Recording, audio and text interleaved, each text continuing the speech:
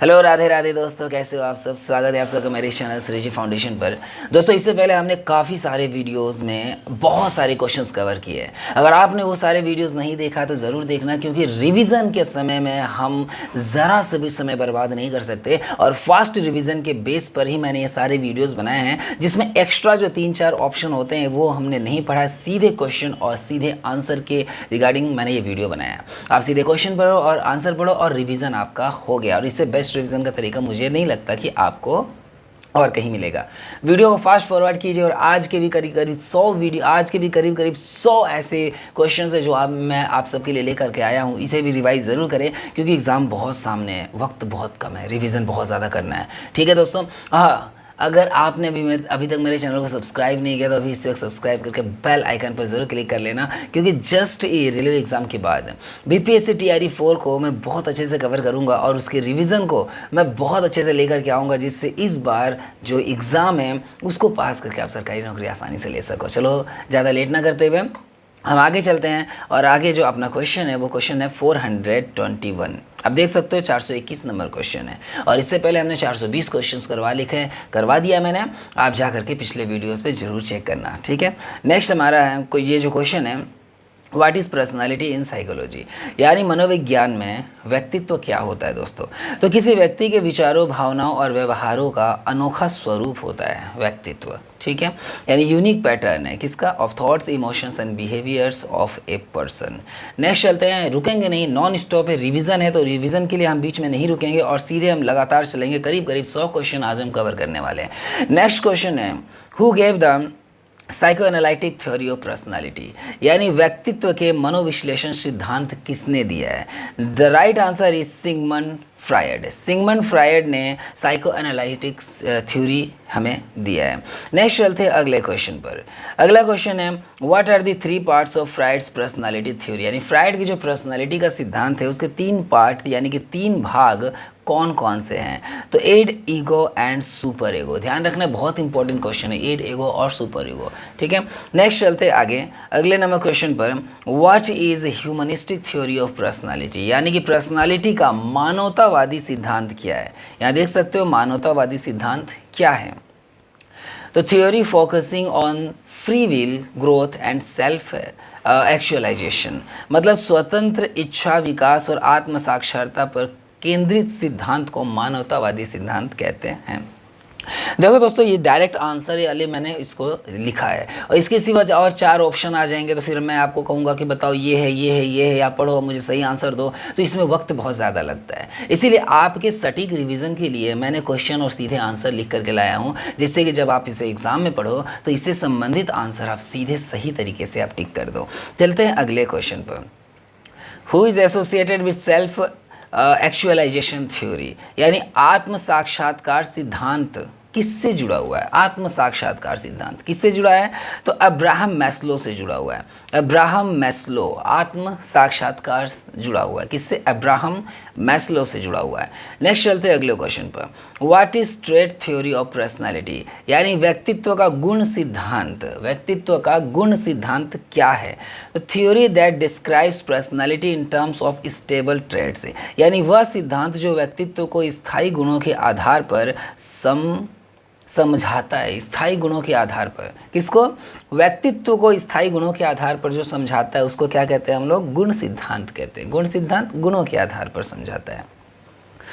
अगला question, who gave the 16 personality factors, बहुत important question, यानी 16 PF का सिद्धांत किसने दिया है। 16 व्यक्तित्व कारकों का सिद्धांत किसने दिया है, तो रेमंड कैटले ने। रेमंड कैटले ने 16 व्यक्तित्व सिद्धांत यानी 16 व्यक्तित्व कारकों का सिद्धांत दिया। किसने, रेमंड कैटले ने दिया है।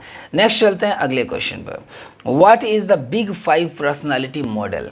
बिग 5 व्यक्तित्व मॉडल क्या है। ठीक है, तो मॉडल विथ 5 ट्रेड्स, ओपननेस, कॉन्सेंट्रियसनेस, क्या लिखा हुआ ये, कॉन्सेंट्रियसनेस, एक्सट्रोवेशन, एग्रीएबलनेस एंड न्यूट्रोसिटिज्म, यानी कि 5 गुणों वाला मॉडल। खुलापन, सजगता, बहिर्मुखता, सहमतता और न्यूरोटिसिज्म। ये जो 5 जो मॉडल है इसको हम लोग बिग 5 पर्सनालिटी मॉडल कहते हैं। नेक्स्ट चलते हैं अगले क्वेश्चन पर। Who developed the big 5 model. अच्छा, ये बिग 5 मॉडल किसका है? ये जो बड़ा 5 मॉडल के नाम से ये जो सिद्धांत है बिग 5 मॉडल, ये किसने विकसित किया? तो इसने जो विकसित किया वो नाम है कोस्टा एंड मैक्रे। किसने विकसित किया दोस्तों? बिग 5 मॉडल किसका है? Costa and मैक्रे। बिग 5 मॉडल किसका है? कोस्टा एंड मैक्रे का है। नेक्स्ट चलते हैं अगले क्वेश्चन पर। What is Carl Jung theory of personality, यानी Carl Jung theory of personality क्या है? व्यक्तित्व सिद्धांत क्या है कार्ल जंग का? तो he divided personality into introvert and extrovert type. उन्होंने व्यक्तित्व को अंतर्मुखी और बहिर्मुखी प्रकारों में बांटा है। अंतर्मुखी अचेतन, समूह अचेतन का सिद्धांत भी उनका है ना, यानी अंतर्मुखी और बहिर्मुखी प्रकारों में बांटा है। किसने? कार्ल जंग ने। नेक्स्ट क्वेश्चन है what is Adler's individual psychology, यानी सॉरी एडलर है, एडलर्स के व्यक्तिगत मनोविज्ञान क्या है? तो theory that people strive to overcome inferiority and seek superiority, यानी सिद्धांत कि लोग हीनता दूर कर श्रेष्ठता पाने का प्रयास करें। एडलर का एक सिद्धांत है, हीन भावना के सिद्धांत है, ठीक है। और साथ ही साथ यहाँ बोल रहा है कि सिद्धांत ही कि लोग हीनता दूर कर श्रेष्ठता पाने का प्रयास करें, वही उनका इंडिविजुअल साइकोलॉजी है। यानी एडलर का इंडिविजुअल साइकोलॉजी सिद्धांत किसने दिया? एडलर ने दिया है। नेक्स्ट चलते हैं question number 432। What is personality assessment, यानी कि व्यक्तित्व आकलन क्या होता है? व्यक्तित्व आकलन क्या होता है? तो process of measuring traits and characteristics of a person, किसी व्यक्ति के गुणों और विशेषताओं को मापने की प्रक्रिया क्या कहलाती है? ये व्यक्तित्व असेसमेंट कहलाती है। नेक्स्ट क्वेश्चन पर चलते हैं। What is projective test in personality, personality में व्यक्तित्व में प्रोजेक्टिव परीक्षण क्या है? ये लिखा test that reveals hidden feelings through responses to stimuli, यानी कि ऐसा परीक्षण जो उद्दीपनों पर प्रतिक्रियाओं से छिपी भावनाएं उजागर करता है।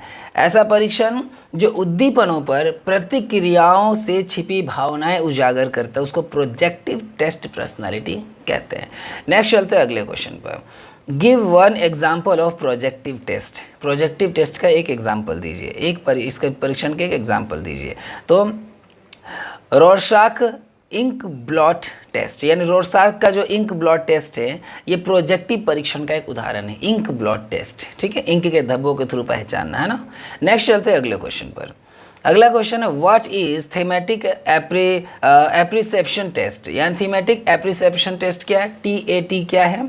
तो विषयगत अभिग्रहण परीक्षण क्या है? विषयगत अभिग्रहण परीक्षण।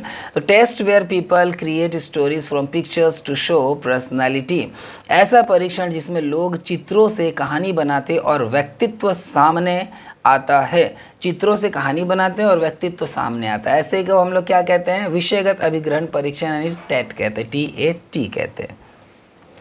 अगला क्वेश्चन है what is inventory method of personality assessment, यानी पर्सनालिटी असेसमेंट का इन्वेंटरी मेथड क्या है? व्यक्तित्व आकलन की इन्वेंटरी विधि क्या है? तो संरचित प्रश्नावली द्वारा व्यक्तित्व का आकलन करना, प्रश्नावली द्वारा व्यक्तित्व का आकलन करना। नेक्स्ट चलते थोड़ा जल्दी करेंगे क्योंकि क्वेश्चन ज़्यादा है और समय भी ज़्यादा लगेगा।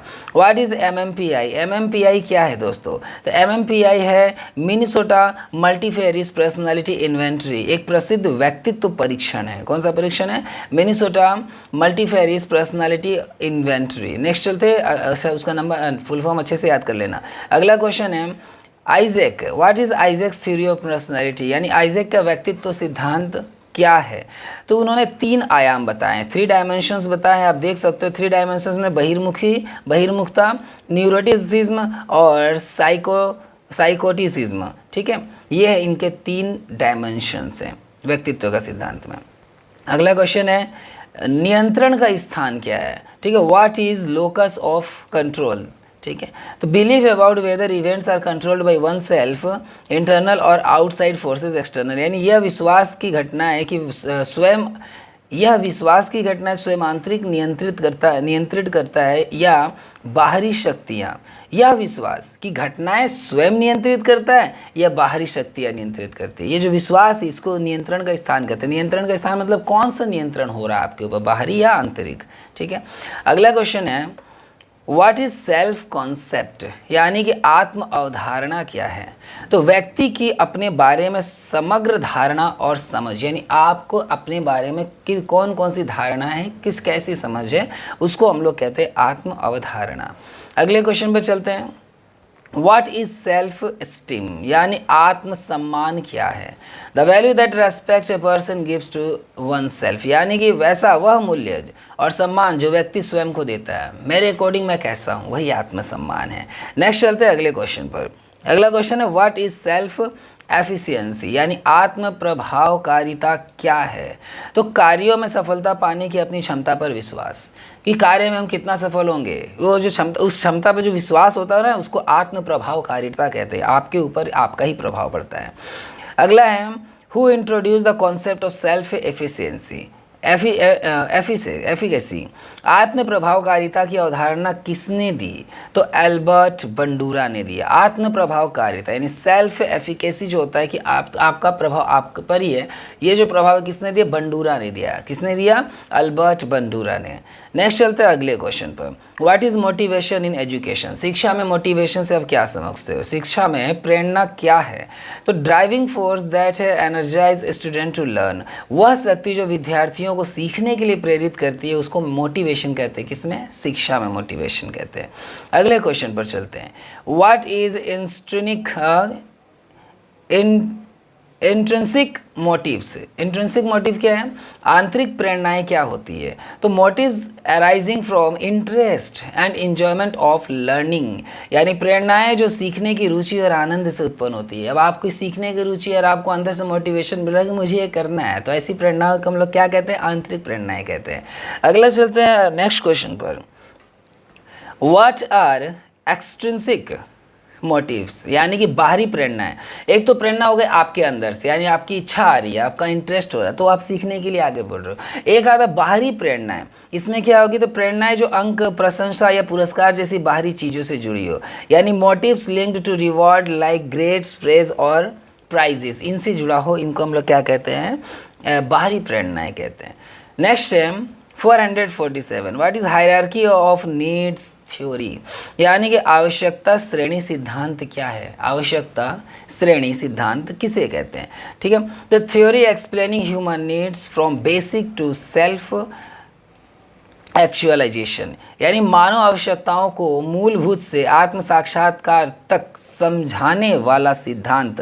मनुष्य की आवश्यकताओं को मतलब मूलभूत से लेकर के आत्म साक्षात्कार तक समझाने वाले सिद्धांत को हम लोग आवश्यकता श्रेणी सिद्धांत कहते हैं। यानी एक एक श्रेणी, हायरार्की, धीरे से नीचे मूलभूत से लेकर ऊपर तक जा रहा है। आत्म साक्षात्कार मतलब उसके ऊपर कुछ बचा ही नहीं, है ना। अब मूलभूत मतलब उससे नीचे कुछ है ही नहीं, तो वहाँ से लेके वहाँ तक जो पहुँचाता है उसको हायरार्की थ्योरी या नीड्स थ्योरी कहते हैं। हायरार्की ऑफ नीड्स थ्योरी कहते हैं, जरूरत का सिद्धांत। Who gave the hierarchy of needs theory, आखिर नीड्स थ्योरी किसने दिया है? तो आवश्यकता श्रेणी सिद्धांत किसने दिया दोस्तों? तो अब्राहम मैस्लो ने दिया। आवश्यकता श्रेणी सिद्धांत किसने दिया? अब्राहम मैस्लो ने आवश्यकता श्रेणी सिद्धांत दिया है। नेक्स्ट चलते हैं 449 नंबर क्वेश्चन। 449 नंबर क्वेश्चन में है what is Herzberg's two factor theory, यानी हर्ट्ज़बर्ग की द्विकारक सिद्धांत क्या है? तो motivation explain by hygiene factors and motivators, कहने का मतलब प्रेरणा को स्वच्छता कारक और प्रेरक तत्वों से समझाने वाला सिद्धांत यह हर्ट्ज़बर्ग का द्विकारक सिद्धांत होता है। द्विकारक सिद्धांत क्या है? तो प्रेरणा को, जो आपको प्रेरणा मिल रहा है, जो मोटिवेशन मिल रहा है, स्वच्छता कारक और प्रेरक तत्वों से समझाने वाला, स्वच्छता कारक और प्रेरक तत्वों से समझाने वाला सिद्धांत जो है वो हर्ट्ज़बर्ग का टू फैक्टर थ्योरी है। नेक्स्ट चलते हैं क्वेश्चन नंबर 450। ये 450 क्वेश्चन हो गए दोस्तों अब तक। और अगर आपने अभी तक चैनल को सब्सक्राइब नहीं किया तो सब्सक्राइब कर लेना। मानते हैं चैनल थोड़ा छोटा है, नया है और आपको उतना कंटेंट नहीं मिल रहा, लेकिन कंटेंट रिविज़न के मामले में हमारा चैनल बाकियों लड़कियों की तुलना में बहुत आगे है, क्योंकि रिवीजन के लिए हम आपके समय का इस्तेमाल कम से कम समय में ज़्यादा से ज़्यादा चीज़ें प्रोवाइड करने की कोशिश करते हैं। नेक्स्ट क्वेश्चन है 450, what is drive theory of motivation, यानी प्रेरणा का ड्राइव सिद्धांत क्या है। Behaviour is motivated by biological needs creating drives, मतलब जैविक आवश्यकताओं से उत्पन्न प्रेरणा जो व्यवहार को चलाती है। जैविक आवश्यकताओं से उत्पन्न प्रेरणा जो किसको चलाती है, व्यवहार को, यानी वैसी प्रेरणा जिससे आपके व्यवहार निर्धारित होती है, उसको ड्राइव थ्योरी ऑफ मोटिवेशन कहते हैं। अच्छा, ड्राइव थ्योरी ऑफ मोटिवेशन सिद्धांत है, अच्छा ये सिद्धांत प्रेरणा को उत्तेजना सिद्धांत। What is arousal theory of motivation, यानी कि प्रेरणा का उत्तेजना सिद्धांत क्या है दोस्तों। एरोविजुअल थ्योरी ऑफ मोटिवेशन क्या है, तो people seek an optimal level of arousal for performance, यानी लोग प्रदर्शन के लिए उत्तेजना का संतुलन स्तर चाहते हैं। उत्तेजना का स्तर क्या हो, संतुलित हो, ठीक है, किसके लिए, प्रदर्शन के लिए, तो उसको क्या कहते हैं, प्रेरणा का उत्तेजना सिद्धांत कहते हैं। नेक्स्ट है question number 452, what is expectancy theory of motivation. Expectancy मतलब प्रत्याशा, यानी प्रेरणा का प्रत्याशा सिद्धांत क्या है।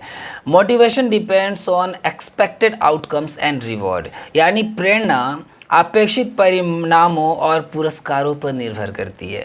अपेक्षित परिणाम और पुरस्कार पर, यानी कि आखिर पुरस्कार परिणाम कैसा होगा उस पर डिपेंड करता है कि आपका मोटिवेशन कैसा होगा। नेक्स्ट चलते हैं question number 453, what is goal setting theory, यानी लक्ष्य निर्धारण सिद्धांत क्या है। Clear and challenging goals improve motivation and performance.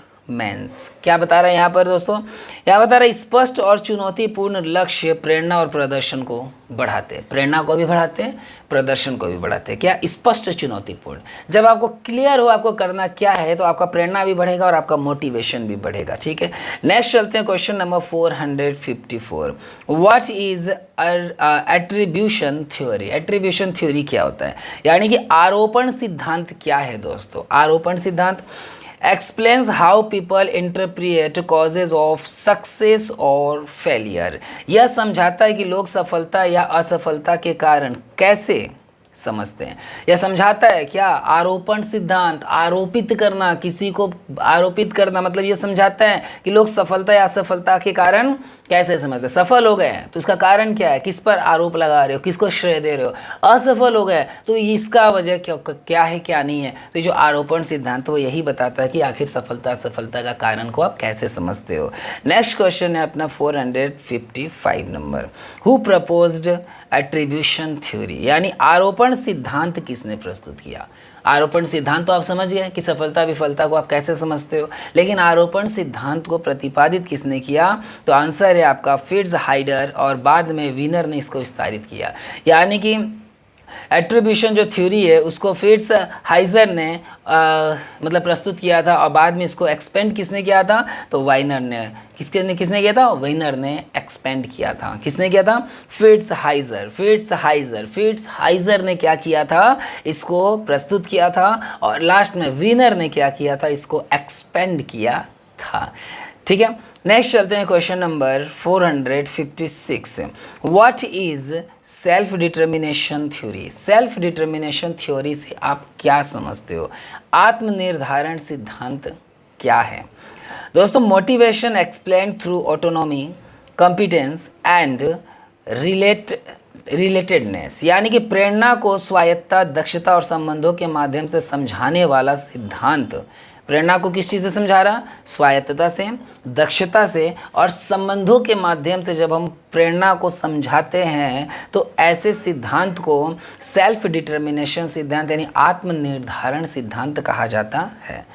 अगले क्वेश्चन पर चलते हैं, व्हाट इज अचीवमेंट मोटिवेशन, यानी उपलब्धि प्रेरणा क्या होता है दोस्तों। Desire to succeed and reach a high standard, सफलता पाने और उच्च मानक तक पहुंचने की जो इच्छा है उसको उपलब्धि प्रेरणा कहते हैं। आपकी भी इच्छा है कि आप सफल हो, तो ये जो इच्छा है ना इसको उपलब्धि प्रेरणा कहते हैं। नेक्स्ट क्वेश्चन पर चलते हैं। अगला क्वेश्चन है, who studied achievement motivation deeply, यानी उपलब्धि प्रेरणा का गहन अध्ययन किसने किया है, तो आंसर है डेविड मैकक्लेलैंड। क्या है, डेविड मैकलीलैंड। क्या है आंसर? डेविड मैकलीलैंड। क्या है क्वेश्चन क्या है? तो अचीवमेंट मोटिवेशन थ्योरी को डीपली स्टडी किसने किया, गहन अध्ययन किसने किया? David McClelland. किसको? Achievement motivation theory, David McClelland. Next चलते हैं अगले क्वेश्चन पर। अगला क्वेश्चन है what is fear of failure motivation, यानी असफलता का भय प्रेरणा सिद्धांत। डर लगता नहीं कहीं असफल हो गए तो।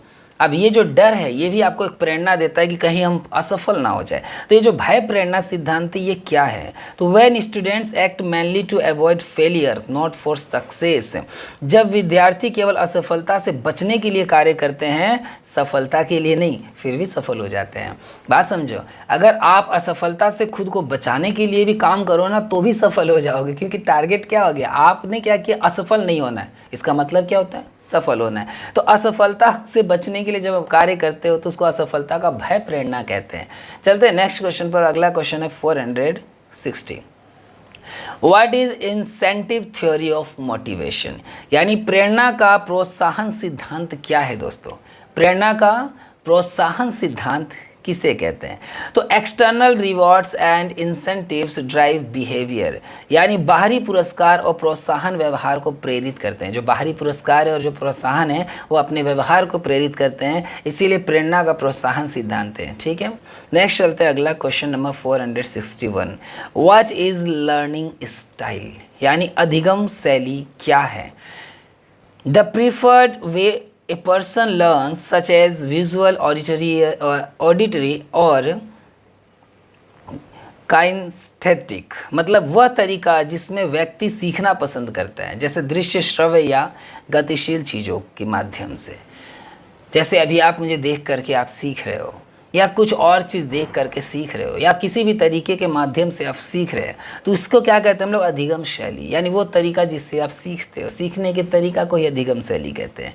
नेक्स्ट क्वेश्चन है अपना 462। What is visual learning style, यानी दृश्य अधिगम शैली क्या होता है? दृश्य अधिगम शैली किसे कहते हैं?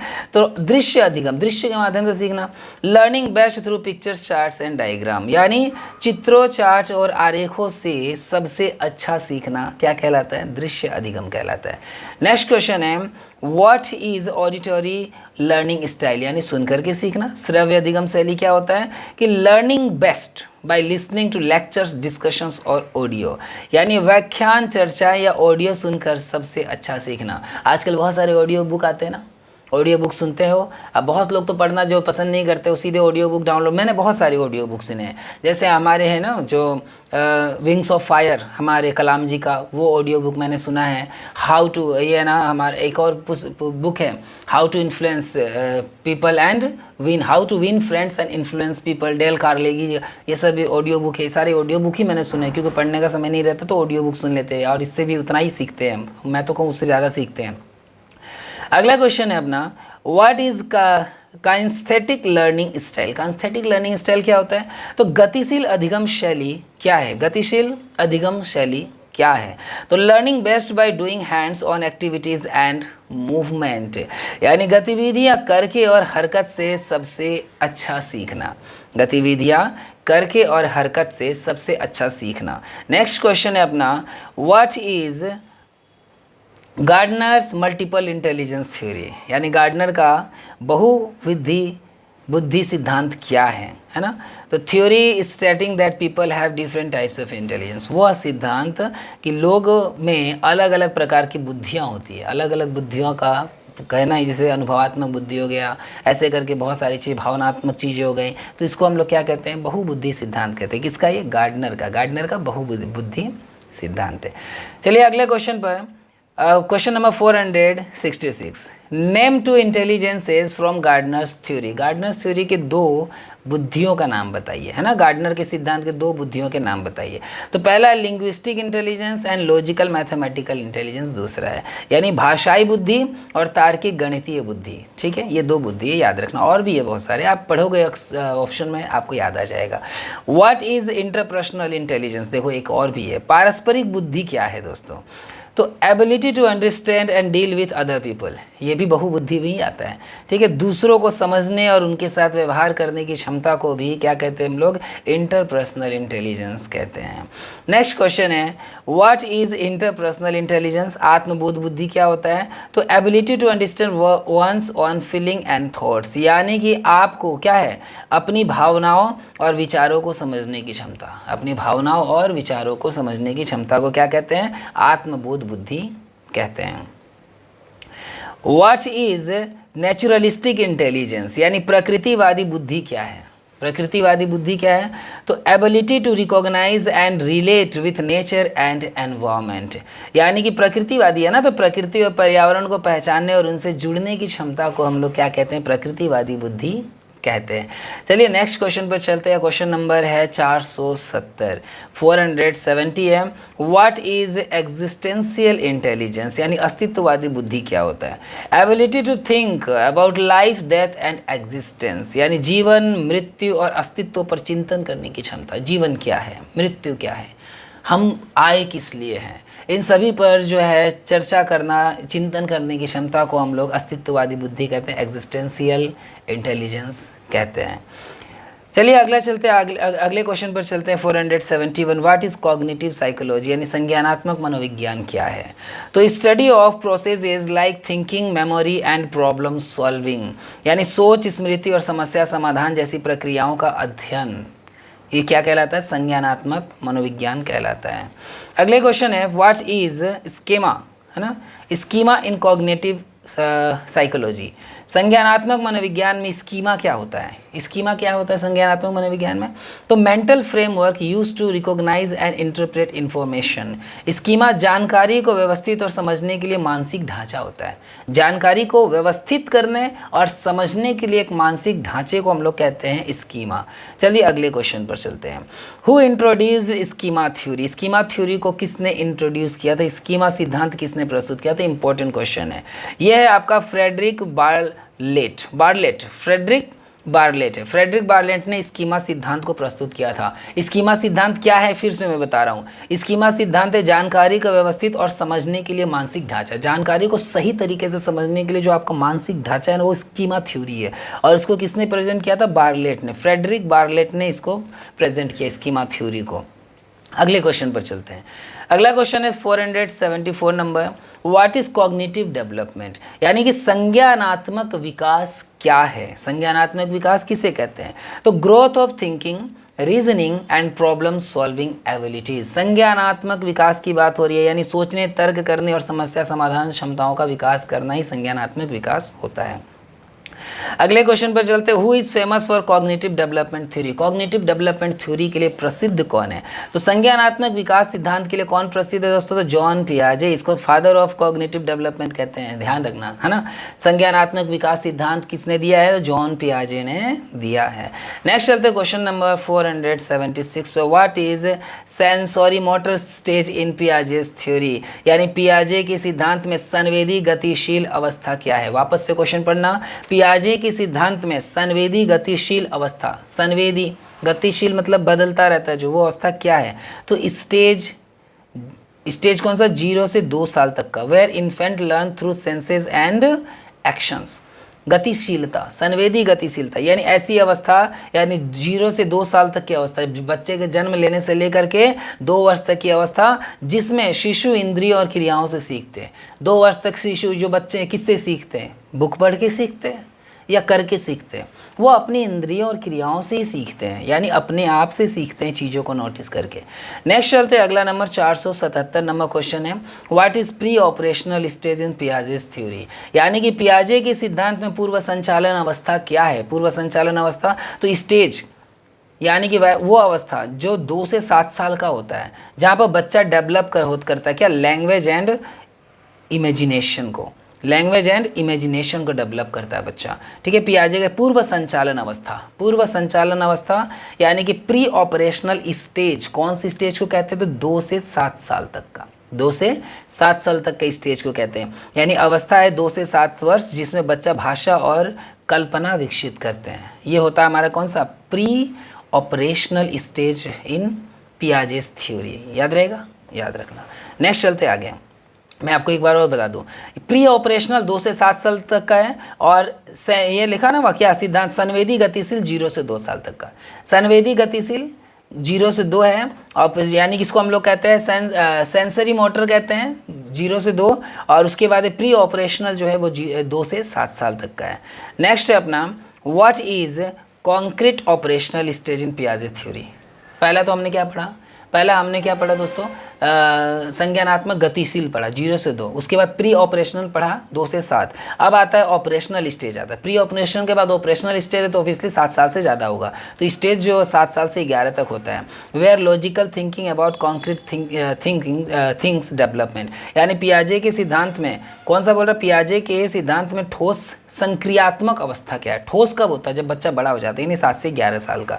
तो अवस्था 7 से 11 वर्ष जिसमें ठोस चीज़ों के बारे में तार्किक सोच विकसित होती है, यानी 11 साल का बच्चा सोचने लगता है कि ये क्या है, कैसे है, क्यों है, ये सारी चीज़ें, तो वो हो गया ठोस व्यवस्था। ठीक है, नेक्स्ट चलते हैं अगले नंबर क्वेश्चन पर। 714 ऐसे 479 क्वेश्चन है, what is formal operational stage in Piaget's theory. अब आता है फॉर्मल ऑपरेशनल स्टेज, यानी 4 स्टेज था। पहला था गतिशीलता का, था संवेदी गतिशीलता, फिर प्री ऑपरेशनल था, फिर ठोस ऑपरेशनल आया, अब आ गया फॉर्मल ऑपरेशनल स्टेज। ठोस ऑपरेशनल स्टेज को इंग्लिश में क्या कहते हैं, कॉन्क्रीट ऑपरेशनल स्टेज। अब आ गया हमारा क्या, फॉर्मल ऑपरेशनल स्टेज, यानी पियाजे के सिद्धांत में औपचारिक संक्रियात्मक अवस्था क्या है, तो स्टेज है 12 साल से ज़्यादा, ऐसे बच्चे जो 12 साल से बड़े हो चुके हैं। Where abstract and hypothetical thinking develops, जहाँ पर 12 वर्ष की अवस्था में जिसमें अमूर्त और काल्पनिक चिंतन विकसित होता है, उसको हम लोग क्या कहते हैं, फॉर्मल ऑपरेशनल स्टेज कहते हैं। नेक्स्ट चलते हैं आगे।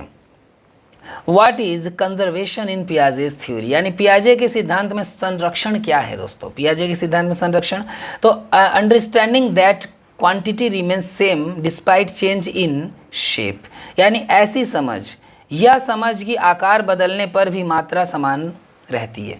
जब आपकी समझ में आ जाएगा ना कि आकार बदलने पर भी मात्रा समान रहती है, तो ऐसे सिद्धांत को हम लोग क्या कहते हैं, पियाजे के सिद्धांत में संरक्षण कहते हैं। संरक्षण क्या होता है कि आकार बदलने पर भी मात्रा क्या रहती है, समान रहती है।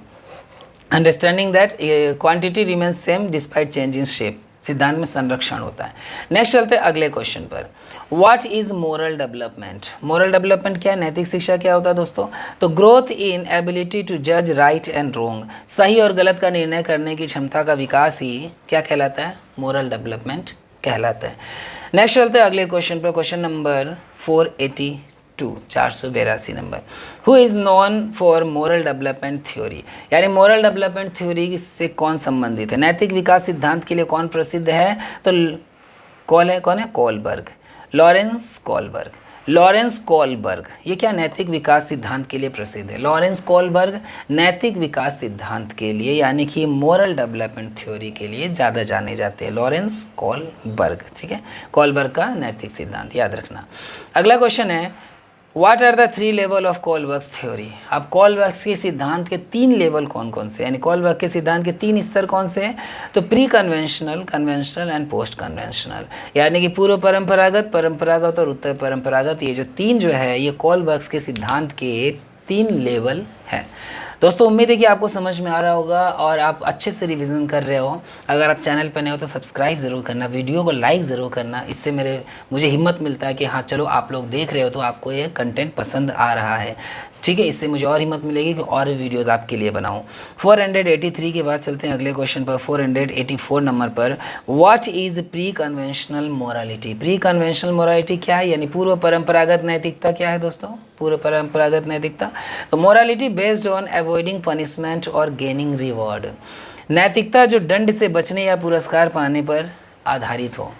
पूर्व परंपरागत नैतिकता भी हमने पढ़ा ना, कॉलबर्ग के जो थे परंपरागत जो नैतिक विकास का 3 स्टेज था, 3 में एक था हमारा प्री कन्वेंशनल, एक था कन्वेंशनल, एक पोस्ट कन्वेंशनल। तो प्री कन्वेंशनल क्या है, तो नैतिकता जो दंड से बचने और पुरस्कार पाने पर आधारित हो, यानी कि ये होता है ना एक तरीके से बच्चों में होता है, दंड से बचना और पुरस्कार पाना है, तो इस पर आधारित नैतिकता को हम लोग क्या कहते हैं, प्री कन्वेंशनल कहते हैं। नेक्स्ट चलते हैं अगले क्वेश्चन पर, कन्वेंशनल मोरालिटी क्या होता है। परंपरागत नैतिकता क्या है? तो morality based on social rules and approval of others, यानी कि नैतिकता जो सामाजिक नियमों और दूसरे की स्वीकृति पर आधारित हो, सामाजिक नियम पर आधारित हो और दूसरे की स्वीकृति पर आधारित हो, ऐसी नैतिकता को हम लोग कन्वेंशनल कहते हैं, यानी परंपरागत नैतिकता कहते हैं। समाज से संबंधित होता है क्योंकि परंपराएं वहीं से चलती रहती है। 486 number, what is post conventional morality? उत्तर परंपरागत नैतिकता क्या है दोस्तों? तो morality guided by universal principles and justice, ऐसी मोरालिटी जिससे कौन गाइड करता है? नैतिकता जो सार्वभौमिक सिद्धांत और न्याय पर आधारित हो, वो मोरालिटी। सार्वभौमिकता सिद्धांत जो कभी बदलने वाला नहीं है, न्याय पर आधारित है जो कभी बदलता नहीं है, तो ऐसे सिद्धांतों को हम लोग क्या कहते हैं? उत्तर परंपरागत नैतिकता कहते हैं।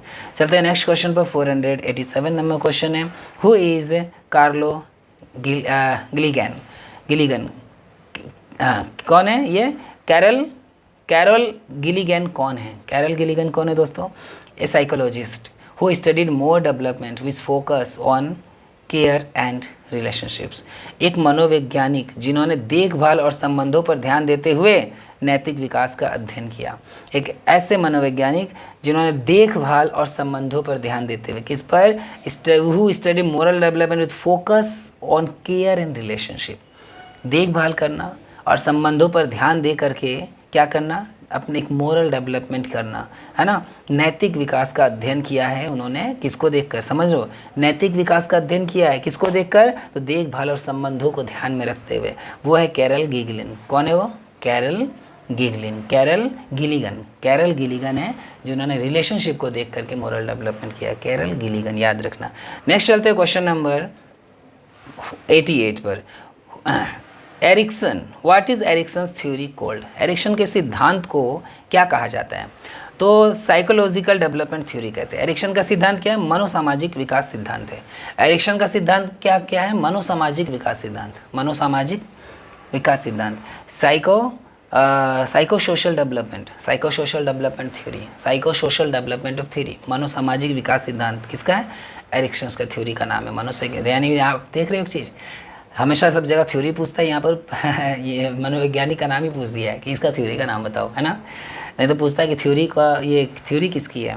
तो ऐसे में मनोसामाजिक विकास सिद्धांत जो एरिक्सन का सिद्धांत है। चलते हैं नेक्स्ट क्वेश्चन में, क्वेश्चन नंबर 489 नंबर।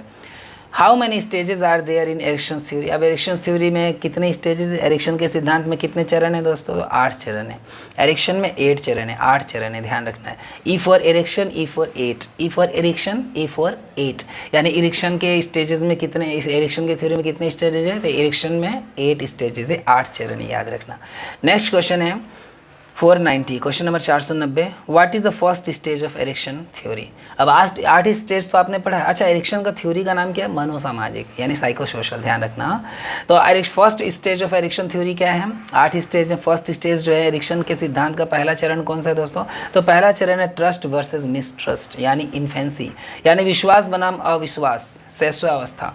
बच्चे में देखना विश्वास बनाम अविश्वास होता है, कुछ लोगों पर भरोसा करते, कुछ पे नहीं करते। तो ये जो पहला अवस्था है किसका? एरिक्सन का थ्योरी का नाम क्या है? मनोसामाजिक, साइको सोशल। तो ट्रस्ट एंड मिसट्रस्ट किसका है? तो एरिक्सन का है। नेक्स्ट चलते हैं question number 91। Second stage of Erikson theory, Erikson के सिद्धांत का दूसरा चरण कौन सा है? तो ये है autonomy versus shame and doubt, यानी अर्ली चाइल्डहुड।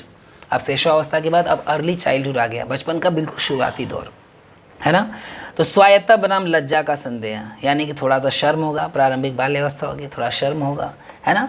तो ऐसे में क्या, ये दूसरा स्टेज है, ठीक है, किसका? एरिक्सन का थ्योरी का। पहला तो आपका हो गया, पहला हो गया शैशवावस्था, इन्फेंसी आता है उसमें, और दूसरा हो गया आपका एरिक्सन का थ्योरी का हो गया अर्ली चाइल्डहुड, जिसमें लज्जा संदेह आता है। कभी कभी एग्जाम में पूछता है कि स्वायत्ता बनाम लज्जा और संदेह जो है एरिक्सन का कौन सा चरण है, कौन सा स्टेज है उसके थ्योरी का? तो ये दूसरा स्टेज है, ध्यान रखना। और इसमें अधिकतर पूछता है ये ट्रस्ट और मिसट्रस्ट कौन सा है? तो पहला है, ठीक है। नेक्स्ट चलते हैं 8वां में से, अगला पूछ रहा है what is the third stage of Erikson theory, यानी एरिक्सन के सिद्धांत का तीसरा चरण कौन सा है? तीसरा है इनिशिएटिव्स वर्सेस गिल्ट, यानी प्री स्कूल स्टेज।